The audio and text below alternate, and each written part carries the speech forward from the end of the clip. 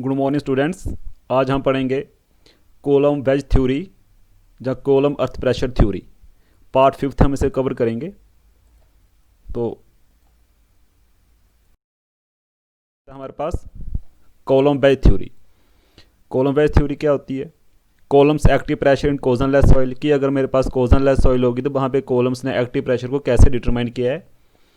के A coefficient active earth pressure of coefficient. Coulomb's wedge theory या Coulomb earth pressure theory. तो Coulomb's ने क्या किया, उसने एक थ्योरी रिप्रेजेंट की और उसके लिए उसने काफ़ी सारी एजम्पशंस बनाई। तो फर्स्ट एजम्पशंस क्या कहती है? The soil is dry, isotropic and homogeneous. जो हमारे वहाँ सॉइल प्रेजेंट है वो ड्राई होनी चाहिए, आइसोट्रोपिक होनी चाहिए। आइसोट्रोपिक का मतलब है कि वहाँ पे जो सॉइल प्रेजेंट है उसकी जो फिजिकल प्रॉपर्टीज़ है इन ऑल द डायरेक्शन, उसकी जो मेजर्ड वैल्यू सेम होनी चाहिए। एंड होमोजीनियस का मतलब है कि वहाँ पे जो सॉइल प्रेजेंट है उसका जो सॉइल मास है, जहाँ सॉइल जो वहाँ पे प्रेजेंट है वो सेम काइंड की सॉइल वहाँ पे होनी चाहिए। तो जहाँ सपोज करो कि ये मेरी एक रिटेनिंग वॉल है, ठीक है, इसके पीछे जो सॉइल है जिसको कहते हैं बैकफिल कहते हैं। तो जहाँ पे जो सॉइल है जो ड्राई सॉइल होनी चाहिए, आइसोट्रोपिक होनी चाहिए एंड होमोजेनियस होनी चाहिए। The surface of fracture is a plane. The failure wedge is a rigid body. जो हमारा फेलियर वेज है वो एक एज ए रिजिड बॉडी के एक्ट करेगा। There is friction between the wall and the soil. जहाँ पे क्या होगा कि हमने जहाँ पे जो बैक वॉल है, जो वॉल ट्रेनिंग वॉल की जो बैक सरफेस है, ठीक है, ये हमारी रफ होनी चाहिए सो दैट जहाँ पे जो बैक फिल में सॉइल प्रेजेंट है उन दोनों में अच्छी सी फ्रिक्शन डेवलप हो जाए और इंटरलॉक हो जाए, ठीक है। The back fill can horizontal और इंक्लाइंड। जो हमारी बैक फिल है जहाँ तो ऐसे हॉरिजॉन्टल होनी चाहिए वो, और जहाँ फिर ऐसे इंक्लाइंड होनी चाहिए, जैसे जहाँ पे दिखाया डायग्राम में आपको, जो आपको दिखाया यहाँ पे, ये क्या है? हॉरिजॉन्टल है, ये क्या है? इंक्लाइंड है। Failure is two dimensional. जहाँ पे जो फेलियर आएगा मेरी बैक फिल में वो टू डायमेंशनल आएगा। The soil is cohesionless. जो बैक फिल में जहाँ पे मेरी जो सॉइल है वो क्या होनी चाहिए? कोहेजनलेस होनी चाहिए, मतलब सैंड या ग्रेवल्स होंगे। Coulomb's equation of shear strength is valid. जो कूलम्स इक्वेशन है वो शेयर स्ट्रेंथ के लिए वैलिड मानी जाती है। Coulomb's assumed soil fail as a rigid wedge. Coulomb's ने अज्यूम किया कि जो सॉइल फेल है वो एक as a rigid wedge failure है। एंड यहाँ पे जो स्ट्रेस हो रहा है वो यूनिफॉर्मली डिस्ट्रीब्यूट हो रहा है। डायग्राम में देखिए, जो हमारे पास क्या है? एक रिटेनिंग वॉल है, ठीक है, और पीछे यहाँ पे क्या है? एक बैक फिल है। ये क्या है? एक बैक फिल है, कोजनलेस सॉइल है, सैंड या ग्रेवल हो सकती है। तो जहाँ पे जो सॉइल पीछे प्रेजेंट है जो दो तरह की हो सकती है, जहाँ तो हॉरिजॉन्टल फॉर्म में होगी जहाँ से ये ऊपर लिया ए और डी, जहाँ फिर इंक्लाइंड फॉर्म में होगी बी और डी, ठीक है। और बीच में ये डब्ल्यू क्या है? डब्ल्यू है बेट ऑफ वेज। ये क्या है? Bit of ways. जहाँ पे जो सॉइल है, सॉइल में जो वेज फेलियर आ रहा है तो डब्ल्यू क्या आ रहा है? Bit of ways. तो वेज क्या है? हम कंसीडर कर लेते हैं कि ए बी डी क्या है मेरे पास? एक वेज है। तो वेज क्या आ रहा है कि डाउनवर्ड, डब्ल्यू क्या आ रहा है उसका? वेट ऑफ द वेज, ठीक है। और जो मेरा जो वेज के जो स्लाइडिंग वेज है, और ये क्या कर रहा है? डाउनवर्ड मूवमेंट कर रहा है। ये क्या कर रहा है? डाउनवर्ड मूवमेंट कर रहा है यहाँ पे। और डब्ल्यू जैसे मैंने बताया, W is the weight of wedge. R is the reaction of slip surface. R क्या है? रिएक्शन डेवलप हो रही है स्लिप सरफेस से, जिसे हम रिजल्टेंट भी कहते हैं। नॉर्मल पे क्या एंगल फाइव डैश बना रहा है ये। और पी क्या है? पी को हम कहते हैं reaction force from the wall, जहाँ रिएक्शन फ्रॉम द वॉल। तो जब जहाँ पे फोर्स लगेगी स्लाइडिंग वेज की इस वॉल के ऊपर, तो जहाँ पे थ्रस्ट डेवलप होगा जिसे हम कहते हैं पी ए। समझाइए यहाँ तक दोस्तों। तो आगे हम करते हैं इसको। नेक्स्ट क्या कहता है ये? In active case the sliding wedge A B D move downwards. और हम एक्टिव केस की बात करें, जो स्लाइडिंग वेज है हमारा वो डाउनवर्ड मूव कर रहा है। तो Coulomb's active pressure in cohesionless soil. जो कूलम्स ने एक्टिव प्रेशर ड्राइव किया है, एक्सप्रेशन ड्राइव किया है कोजनलेस सॉइल के लिए, उसे हम जो फोर्स ट्राइंगल जो है इससे ड्राइव करेंगे। तो फोर्स ट्राइंगल का मतलब क्या था? जैसे मैंने प्रीवियस डायग्राम में आपको बताया कि W is the weight of sliding wedge, R is the reaction on the sliding surface, P is the reaction force developed on the retaining wall due to the thrust by force applied by the backfill on the retaining wall. Okay, तो मैंने यहाँ इसको नाम दे दिया यहाँ पे A, B और C. From figure we, इस फिगर को देख के हम क्या करेंगे, यूजिंग लॉ ऑफ साइन, जहाँ पे हम लॉ ऑफ साइन का इस्तेमाल करेंगे. तो लॉ ऑफ साइन क्या कहता है कि जो अगर मुझे पी ए फाइंड करना है तो इसका अपोजिट वाला एंगल मुझे चूज़ करना है, अगर डब्ल्यू फाइंड करना है तो मुझे इसका अपोजिट का एंगल सी चूज़ करना है. इसी तरीके से हमने जहाँ पे अप्लाई किया हुआ है, तो पी ई का जो अपोजिट एंगल है वो आ गया मेरे पास जहाँ पे बी, जहाँ पे रेड पेन से लिखा हुआ है बी. तो बी क्या था, sign alpha minus five dash. Okay, अब मुझे डब्ल्यू भी इस तरह फाइंड करना है, तो डब्ल्यू क्या ले रहा हूँ मैं, W upon sine C. Okay, अब मैं क्या कर रहा हूँ, मुझे sine C angle C find करना है, तो angle C is equal to 180 minus, अब मुझे माइनस करना पड़ेगा कौन सा एंगल, एंगल ए और angle B. Angle A sorry plus करना पड़ेगा angle A plus angle B को मैं क्या करूँगा, प्लस करूँगा यहाँ पे. अब मैं जब इसकी मल्टीप्लिकेशन करूँगा एलसी निकालने के लिए, तो मैं पूरा करके देता हूँ आपको. 180 बुक पे काफ़ी शार्प दिए हुए, 180 माइनस एंगल ए. अब एंगल ए क्या है हमारे पास, क्या है, beta minus del, beta minus del. तो मैं जहाँ पे लिख रहा हूँ beta minus del bracket close और प्लस एज इट इज यहाँ पर रख लिया मैंने. और एंगल बी क्या है मेरे पास, alpha minus five dash, alpha minus five dash. ठीक है, अब मैं क्या करूँगा, उनको मल्टीप्लाई करूँगा 180 से. जब मैं 180 से मल्टीप्लाई करूँगा तो जब क्या बन जाएगा, 180 एज इट इज़ आएगा यहाँ पे. ठीक है, अब जे माइनस, जहाँ पे जो माइनस है, जे माइनस भी ऐसे ही रहेगा यहाँ पे. अंदर क्या होगा, बीटा माइनस को मल्टीप्लाई करूँगा माइनस, तो क्या बन जाएगा, plus plus del bracket close. अब इस माइनस की मल्टीप्लाई करूँगा मैं फिर से, प्लस का क्या बन जाएगा, minus bracket alpha minus minus क्या होगा, plus five dash bracket close. तो दोस्तों देखिए यहाँ पे आप, जहाँ पे sine into 180 degree minus beta plus alpha minus beta plus del minus alpha plus five dash. तो सेम इक्वेशन बन गई यहाँ से, इसको हमने यहाँ से उठाया और जहाँ पे आके पुट कर दिया, जब बन के मेरे पास डब्ल्यू साइन सी, ये निकल गई मेरे पास साइन सी की value.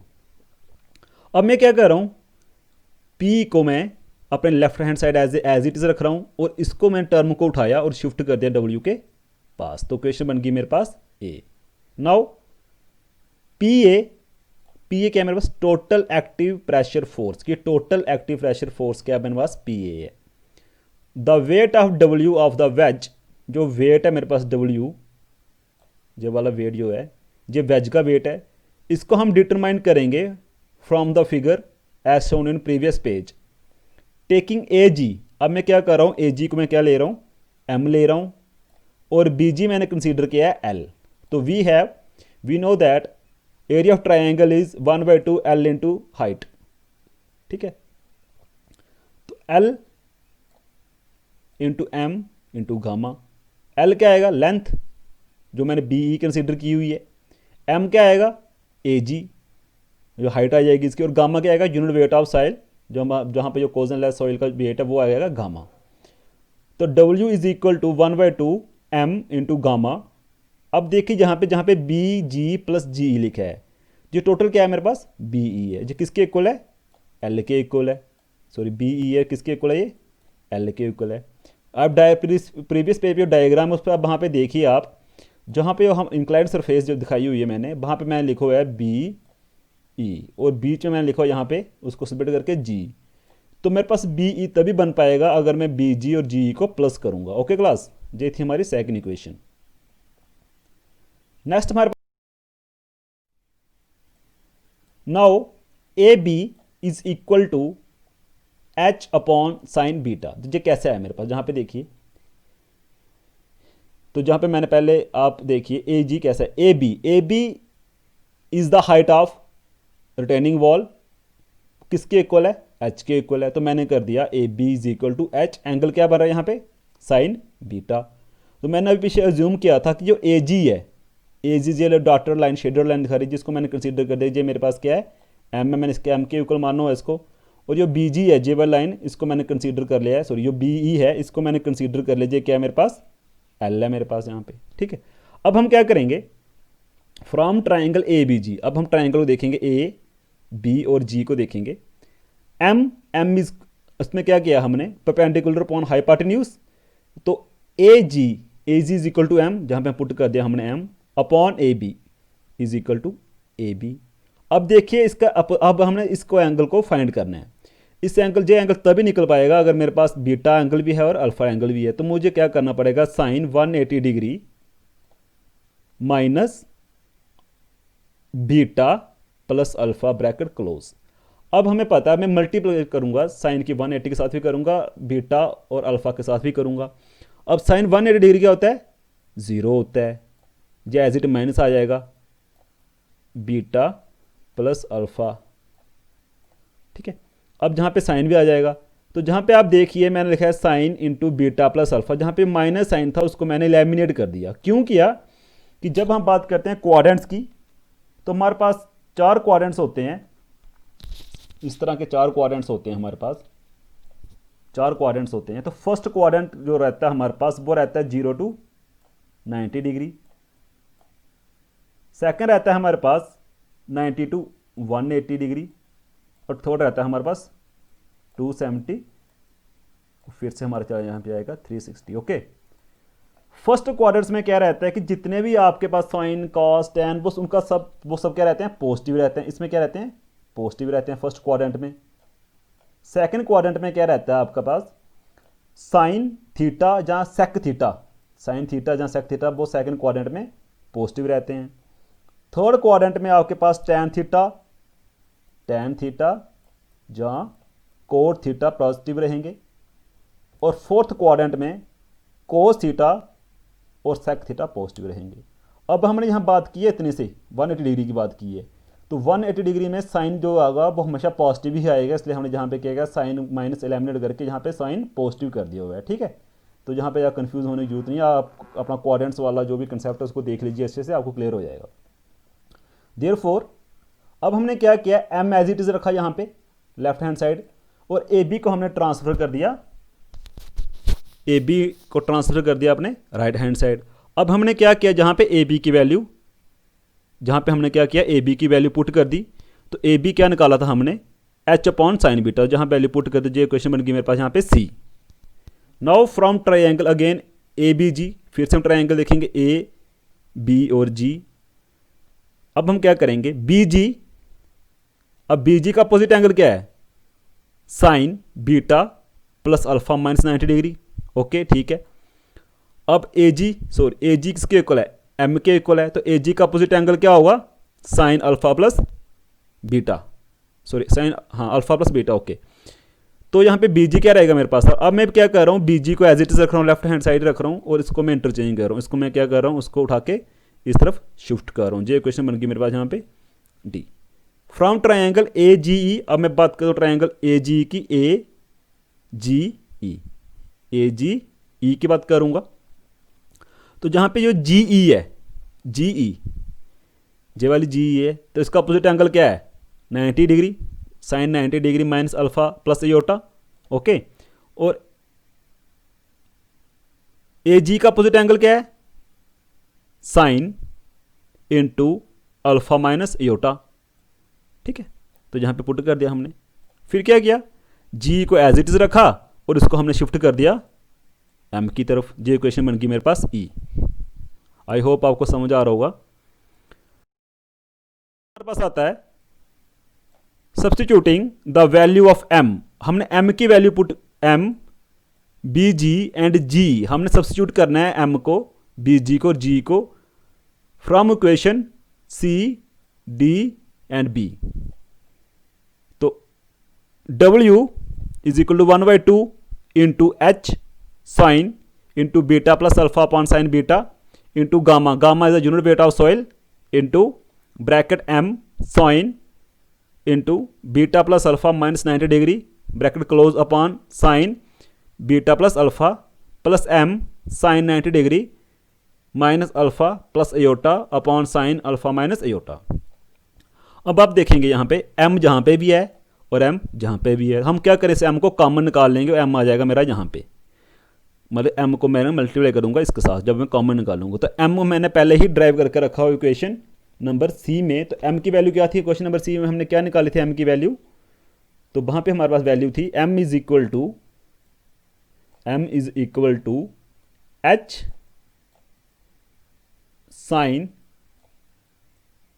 Beta plus alpha upon sine beta. अब इसकी मल्टीप्लाई हो जाएगी इसके साथ, तो क्या बन जाएगा S square unit beta of soil sine alpha plus beta का square upon sine square beta. तो ये टर्म एज इट इज रहेगी हमारे पास यहाँ पे। Substituting the above value of W in equation A, और मेरे पास जो डब्ल्यू की वैल्यू है इसको मैं इक्वेशन ए में पुट करूँगा। जब इक्वेशन ए में पुट करूँगा तो क्या बन जाएगा, A is equal to 1/2 H square, H is the height of retaining wall, gamma is the unit weight of soil, sine into beta plus alpha का square upon sine square beta into sine into alpha minus 5 dash bracket close upon sine bracket 180 degree minus beta plus del minus alpha plus 5 dash bracket close into bracket sine bracket beta plus alpha minus 90 degree bracket close upon sine beta plus alpha bracket plus sine bracket 90 degree minus alpha plus iota bracket close upon sine alpha minus iota bracket close. तो ये बन जाएगा मेरा P A की value. The active pressure force P A will be maximum when failure surface plane makes an angle alpha with the horizontal such that. तो active passive pressure या active pressure force मेरे पास P ई maximum तब होगा जब मेरा failure plane angle बनाएगा alpha का हॉरिजॉन्टल सरफेस के साथ। तो इस थ्योरी में उन्होंने एक डेफिनेट प्लेस नहीं बताई है कि कहाँ पे फेलियर डेवलप होगा मेरा। सपोज करो जो मेरा हॉरिजॉन्टल सरफेस है तो जहाँ पे अगर कोई क्रैक डेवलप हो रहा था वहाँ पे किस एंगल पे डेवलप होगा, वो होगा मेरा एंगल अल्फा। तो वहाँ पे क्या होगा, मैं अज्यूम कर लूँगा कि वहाँ पे मेरा क्या maximum active pressure force act कर रहा है वहाँ पे। तो वो किसके इक्वल हो जाता है, del P A upon del alpha is equal to 0। Next हमारे पास आता है maximum value of P A thus obtain from Coulomb active force. जो मैक्सिमम वैल्यू है पी ए की उसको हम ऑब्टेन करते हैं कोलम्स एक्टिव फोर्स से। तो P A is equal to 1/2 K is the coefficient of active earth pressure into gamma is unit weight of soil into H square, H is the height of retaining wall. तो K क्या होता है, Coulomb's active earth pressure coefficient. तो वो किसके इक्वल होता है हमारे पास, K is equal to sine square bracket beta plus 5 dash bracket close upon sine square beta sine beta minus del bracket 1 plus under root sine bracket alpha dash 5 dash plus del sine 5 dash minus iota bracket close upon sine beta minus del sine bracket beta plus iota. ये हमारे पास K is known as Coulomb active earth pressure coefficient. Where 5 dash क्या होता है हमारे पास, 5 dash is the internal friction angle of the soil, beta is the slope of backfill, alpha is the angle of backfill of retaining wall and del is the friction angle between the soil and back of retaining wall. Thank you for watching this video. I hope आपको ये video अच्छा लगेगा। Thank you very much.